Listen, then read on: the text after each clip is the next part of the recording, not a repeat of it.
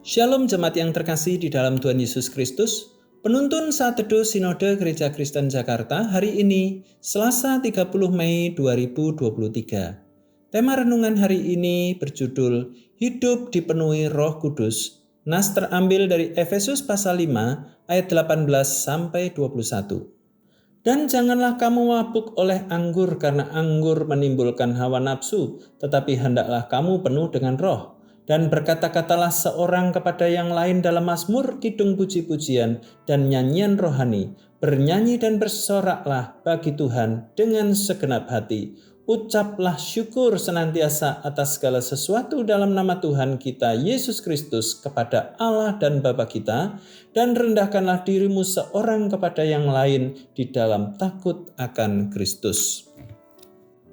Orang yang mabuk anggur adalah orang yang dikuasai oleh pengaruh alkohol, dikendalikan oleh kekuatan di luar dirinya, sehingga kalau sebenarnya pemalu, sekarang jadi tidak tahu malu. Kalau dulunya penakut, sekarang nekat. Orang yang mabuk anggur hidupnya hanya mengejar kesenangan jasmani.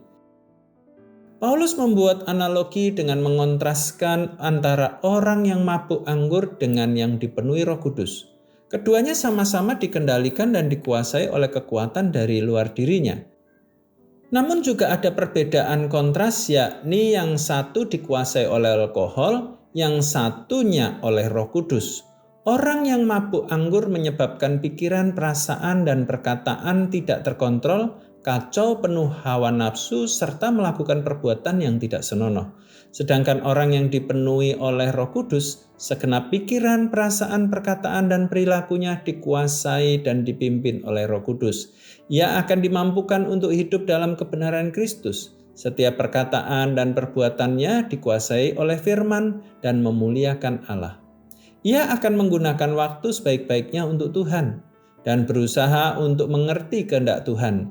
Selain itu, orang yang dipenuhi Roh Kudus selalu penuh sukacita, mengucap syukur dalam segala keadaan, dan hidup saling merendahkan diri.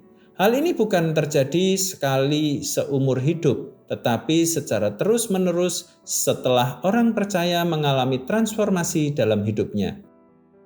Oleh karena itu, marilah kita menyerahkan hidup kita sepenuhnya untuk dikuasai dan dipenuhi oleh Roh Kudus. Ketika Roh Kudus menguasai hidup kita, maka dialah yang memimpin langkah hidup.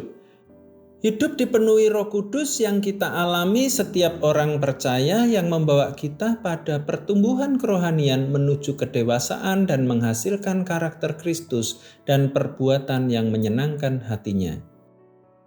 Hidup yang dipenuhi Roh Kudus akan menghasilkan karakter yang berkenan baginya. Selamat beraktivitas, Tuhan Yesus memberkati.